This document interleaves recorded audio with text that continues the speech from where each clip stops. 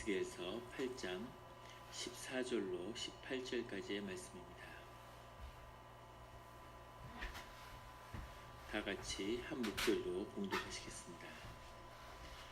그가 또 나를 데리고 여호와의 전으로 들어가는 북문에 이르시기로 보니 거기에 여인들이 앉아 단무스를 위하여 애곡하더라. 그가 또 내게 이르시되 인자야 내가 그것을 보았느냐.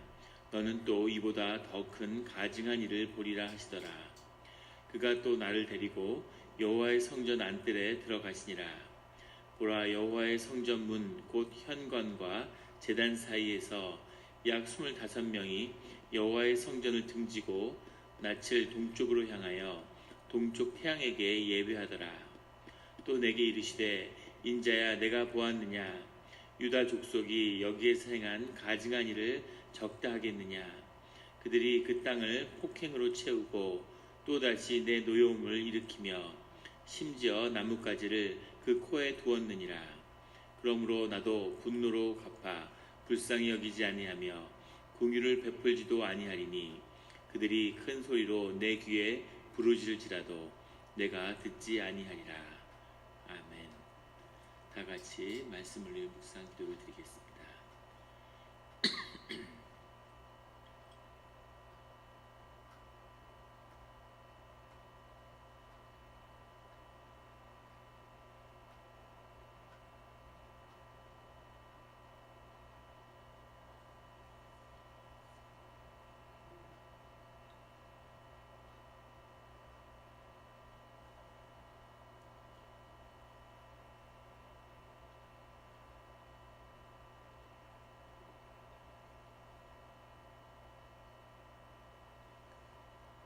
하나님 아버지 감사합니다.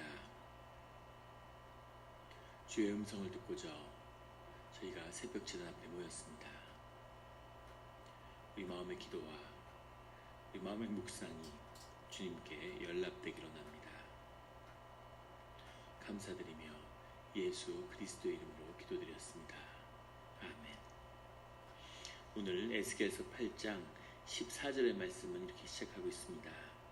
그가 또 나를 데리고 여호와의 전으로 들어가는 북문에 이르시기로 보니 거기에 여인들이 앉아 단무스를 위하여 애곡하더라. 예루살렘의 성전으로 에스겔을 인도하시는 그 환상 가운데 인도하시는 주님이 예루살렘에서 드려지는 그 성전에서 드려지는 하나님을 향한 제사의 장소에서 어떤 가증한 일이 일어났는지를 13절에 나오는 더 큰 가증한 일을 보리라. 더 큰 가증한 일을 보리라. 그 중심에 들어갈수록 더 깊은 곳으로 들어갈수록 하나님을 배역하는 그런 일들을 보여주시는 거죠. 오늘 14절에도 그 북문으로 들어가서 그 전 안에서 하나님이 보여주시는 것은 여인들이 앉아서 단무스를 위해 애곡하는 그런 모습을 담고 있습니다. 단무스라는 것은 수메르어 단무즈에서 나왔는데 단무즈라는 것은 충성스러운 아들, 생명의 아들 이런 뜻을 담고 있다고 하죠. 이 충성스러운 신의 아들인 단무스가 죽음을 맞아서 땅에 묻힌 다음에 거기에 그 생명을 땅에다가 에너지를 주고 그 다음에 그것이 부활함으로 단무스의 자매라고 알려져 있는 이시타르라고 하는 여신을 만나면 그 이시타르가 단무스의 부활을 일으키는 거죠. 사실은 인간의 가장 원형 가운데 있는 남성성과 여성성이라는 것이 하나가 되는, 사실 성경에 나오는 천국의 혼인잔치의 비유의 중심이죠. 하나님의 창조의 질서 가운데 있는 여성성과 남성성을 처음에 분리시켰는데 그것을 다시 이루어내는 것, 다시 회복시키는 것, 이것이 하나님의 형상의 회복이고 그것이 생명의 근원이라고 하는 것을 인간들이 그 영 가운데 무의식 가운데 근본적으로 알고 있는 거죠.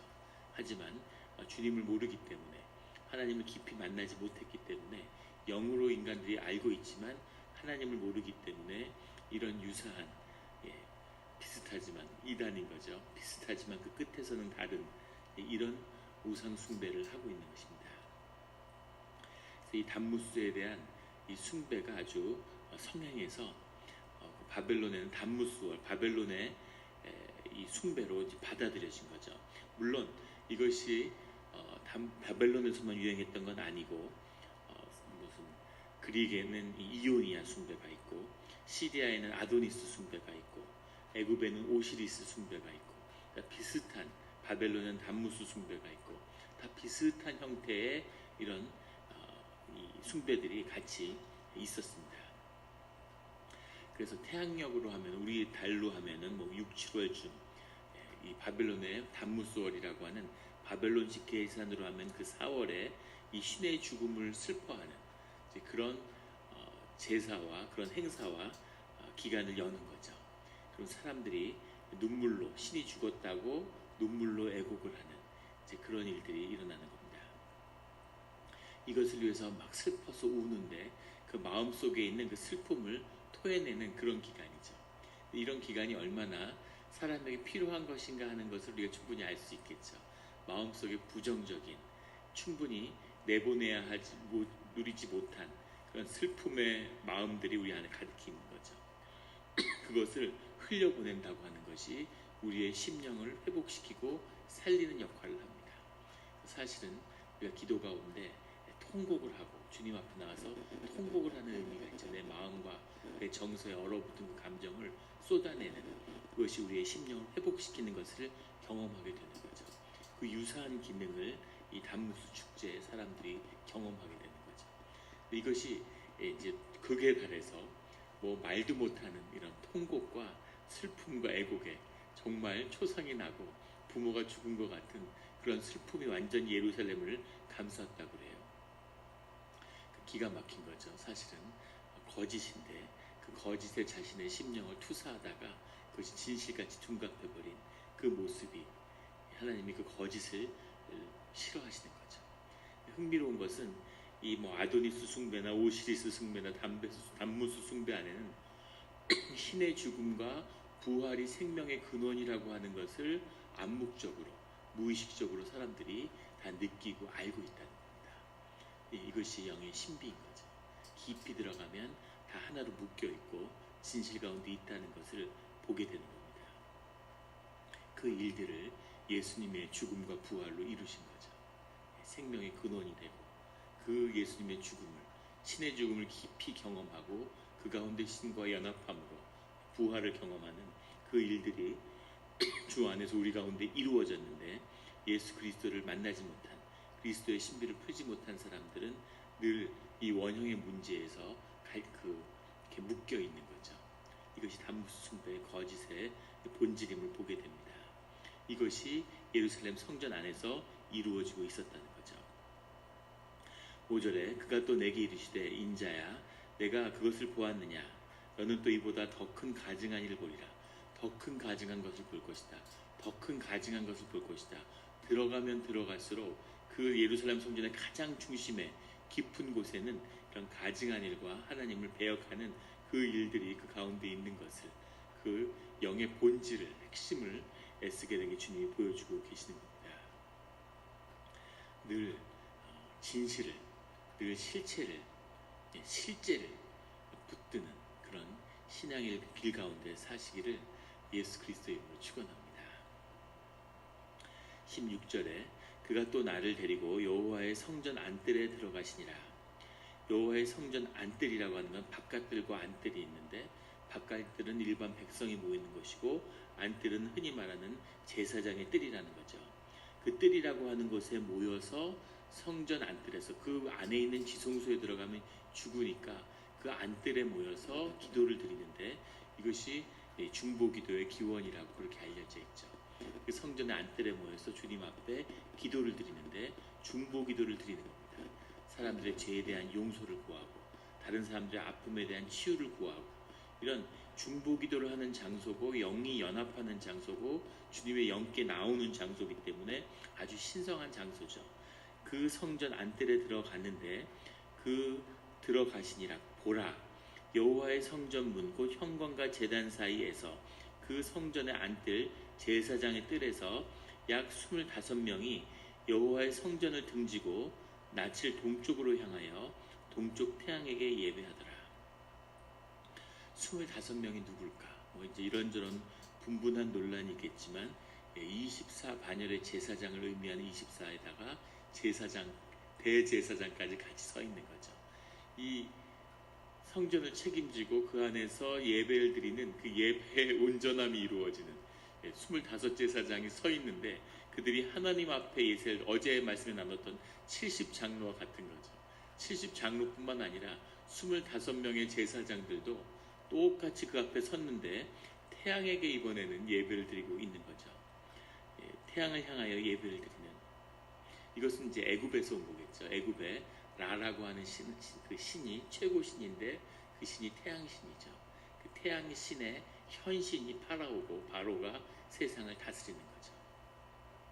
그래서 라를, 태양을 숭배하는, 성전을 해놓고 제사장을 하고 온갖 종교의식이 있지만 사실 무엇을 경배해야 되는지 몰라서 이걸 경배하는, 저걸 경배하는, 온갖 우상 숭배의 모습들, 아세라를 경배하는 사람, 바알을 경배하는 사람, 무슨 단무스를 경배하고 태양을 경배하고 온갖 경배가 다 들어와 있는 거죠. 영은 열려 있는 겁니다. 계속 제사를 지내고 계속 기도를 하니까 영이 열리는 거죠. 영이 열리는데 주님을 향한 그 중심을 잡지 못하니까 매일 기도하지만 우리가 말씀을 읽는 거죠. 우리가 말씀을 나누고 기도를 드리는 이유는 말씀으로 기도를 해야 되기 때문입니다. 말씀으로 기도를 하지 않고 그냥 계속 기도를 하면 온갖 영과 이런 우상 숭배를 끌어들이는 거죠. 영이 열리니까, 영이 열리면 영의 기쁨이 있죠. 우리 생명의 근원 가운데 에너지가 올라오니까 더 큰 에너지, 더 큰 에너지, 이러다 보면 이제 세상의 온갖 것을 끌어다 드리는, 하나님 내 자식이 좋은 대학에 가겠습니까? 주님이 대답을 안 하시는 거죠. 주님이 대답을 안 하시네? 그러면 가서 점쟁이한테 물어봐야지, 이렇게 되는 거죠. 사주를 봐야지, 뭘 봐야지, 무슨 점을 천도제를 지내야지, 뭐 이런 식으로 가게 되는 거죠. 그런 모습, 영을 쫓지만 하나님을 잃어버린 이런 유대의 민족이 그 끝에서 만나는 온갖 우상 숭배의 모습들, 그런 것을 보게 되는 거죠. 그래서 우리의 신앙은 정결해야 되는 겁니다. 욕심을 내면 안 되고 주님이 허락하시는 정결한 예배, 정결한 신앙생활을 드려야 되는 거죠. 교회에 보면 가끔 그런 말씀하시는 분들이 계세요. 뭐 교회 생활이 요즘에 재미가 없다고. 재미있으려고 하는 게 아니죠. 교회와 신앙의 중심은 예배입니다. 정결한 마음으로 온전한 예배를 주님께 드리는, 그게 어렵죠. 잘 되지 않지만 그런 예배를 일생에 한 번 드릴 수 있다고 믿고 그 예배를 위해서 계속 기도하고 예배를 드리는 거죠. 그것이 신앙의 중심입니다. 외롭고 심심하고 하지만 주님을 향해서 무릎 꿇고 기도하는, 이것이 신앙의 중심임을 우리가 잊지 않아야 되겠습니다. 그런 주의 자녀들이 되시기를 예수 그리스도 이름으로 축원합니다. 17절에 내가 또 내게 이르시되 인자야 내가 보았느냐, 유다 족속이 여기서 행한 가증한 일을 적다 하겠느냐. 이렇게 적나라하게 예루살렘 성전의 핵심이, 그 중심이 무엇이었는지를 이렇게까지 말씀하시는, 정말 코어의 핵심의 문제를 에스겔에게 말씀하시는 거죠. 또 에스겔은 이것이 무엇인지를 알 수 있는 사람이겠죠. 제사장 가문에서 났고 그 중심의 이야기, 이것이 무엇인지를 보고 깨달아 알 수 있는 그런 에스겔의 심령 가운데 진실을 보여주고 계십니다. 그들이 그 땅을 폭행으로 채운다 할 때, 폭행은 하마스라는 말인데 가증한 일, 온갖 부정적인 것으로 이렇게 해석될 수 있는 단어인데, 그것으로 그 땅을 폭행으로 채웠다. 이 말의 의미는 뭐냐면 성전을 더럽힌 그 일에 그치는 것이 아니라 그 일로 인해서 예루살렘과 유다의 모든 땅을 다 더럽혔다는 뜻이죠. 그래서 가나안의 땅이 축복의 땅이 되고 축복과 언약의 땅으로서 주어졌는데 이제 그게 끝났다는 거죠. 축복의 땅도 아니고 언약의 땅도 아니고 아무 땅도 아니다. 그냥 더러운 땅이 됐다. 이렇게 말씀하시는 겁니다. 그 땅의 의미가 성전의 제사, 예배 가운데 있는 거죠. 그래서 예배가 회복되고 우리의 심령이 회복되고 우리가 그 언약을 아주 경건하게 깨끗하게 붙잡을 때 땅이 회복되는 거죠. 땅이 축복의 땅으로 변하는 겁니다. 똑같은 땅같이 보이지만 완전히 다른 땅이 되는 거죠. 소산을 내고 땅의 축복을 받고 그런 일들이 일어나는데, 반대로 예배가 무너지고 성전이 타락했기 때문에 이제 그 땅이 더러운 것으로 채워졌다는 거죠. 또다시 내 노여움을 일으키며 심지어 나뭇가지를 그 코에 두었느니라. 나뭇가지를 그 코에 두었다는 건 위에 16절에 나오는 태양 숭배와 밀접히 연관이 있는 것으로 받아들여집니다. 종려나무와 석류나무를 코에다 대고서 태양 숭배, 태양을 향해서 기도했다고 그래요. 태양의 불빛이 이렇게 쫙 오는데, 좀 신기한 것은 그 태양 숭배에 대한 것이 인디안들에게도 있죠. 어떻게 이 애굽에서의 태양 숭배가 여기 지구의 정반대편에 있는 인디안들도 같은 숭배를 드렸겠습니까? 인간의 깊은 심령의 원형 가운데 서로 영이 나누어지는 부분이 있는 거죠. 가서 가르쳐주지 않아도 영이 열리면 경험하게 되는 실제가 있는 거죠. 그런데 왜 종려나무 가지와 석류나무 가지를 코에 댔을까? 햇빛이라는 것이 이렇게 비치는데 그 햇빛이 너무 성스러워서, 그 느낌 아시겠죠? 저희 그 오후나 어떨 때 이렇게 새벽 기도를 마치고 집이 이제 피지에 있으니까 파시픽 그로브에 돌아갈 때 보면 거기는 안개가 들어오잖아요. 태양이 떴는데 안개가 들어오면 오라 형언할 수 없는 그런 풍광을 만들어내죠. 어떨 때 가끔 너무 넋을 잃고 바닷가에 서서 그걸 볼 때가 있습니다. 그 신비하고 신령스러운 모습이, 야, 어떻게 이런 모습이 나타날까 싶을 정도로 태양빛이라는 것이 세상을 정화하는 것 같은, 그 안개를 날리는 거죠. 이렇게 분광이 되는 거죠. 그 태양빛이라는 것이 나를 정화하는 것 같은 느낌, 그 깨끗하고 새로 떠오른 태양의 빛을 이렇게 받고 있는데, 나의 숨결이 그 태양의 정결한 그 빛을 더럽히는 것이 싫은 거죠. 그럴 수가 없는 거죠.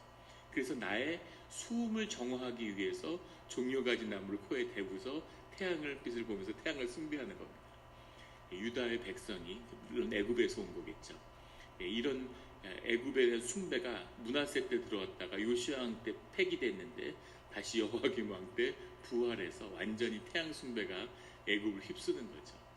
애굽이 더 잘 살고 더 멋진 나라니까 거기서 숭배하는 종교의식이 압도하는 거죠. 중심을 잃어버린, 뭐가 귀한 것인지를 모르는, 하나님이 보시기에는 기가 막힌 거죠.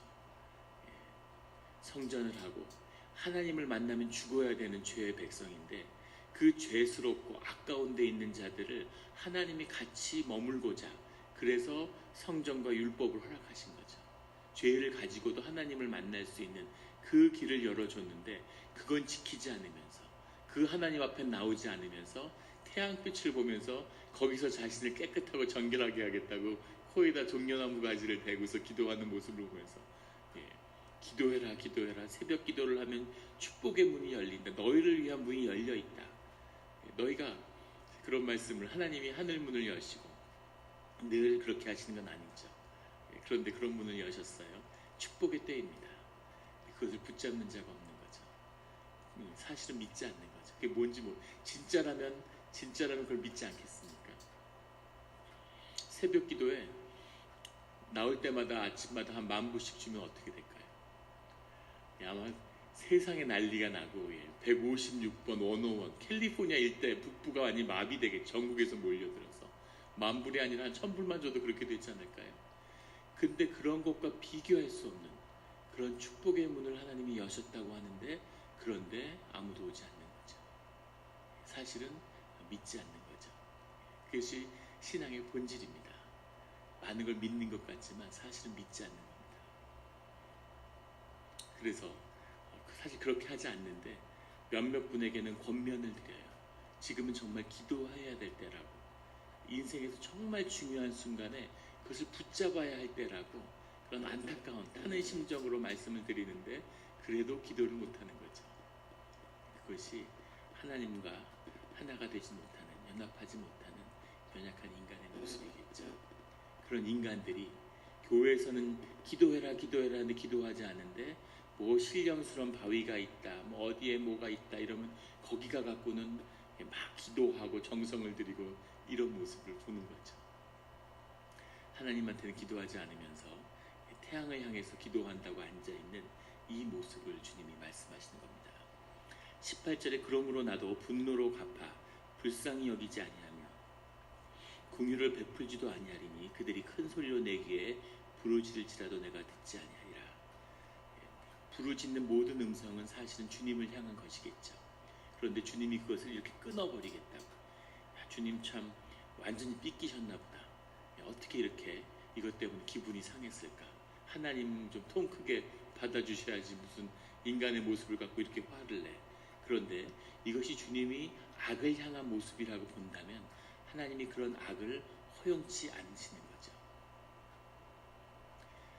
내 자식이 마약을 하는데, 마리화나를 하는데, 하루에 10개 피하는데 한 2개 피만 봐줘야지, 이런 부모는 없겠죠. 하나도 허용하지 않겠죠. 그런 마음에서 본다면 주님이 이것을 진노로 절대로 용납하지 않겠다고 하시는 그 모습은 진노와 분노라기보다는 자녀를 향한 사랑과 애정이라고 볼 수 있을 겁니다. 그런 마음이 우리를 향한 주님의 마음이 있는 것이겠죠. 그런 주님 안에서 깨끗함을, 심령이 깨끗하여지는, 오직 기도할 곳을 향해서 기도하는 그런 우리 성도님들이 되시기를 예수 그리스도의 이름으로 축원합니다. 같이 기도드리시겠습니다.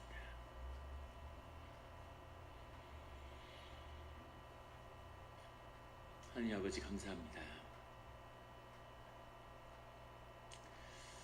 우리 마음의 중심에 정말 무엇을 붙잡고 있는지, 무엇을 향해서 기도하고 있는지를 되돌아볼 수 있게 해주셔서 감사합니다.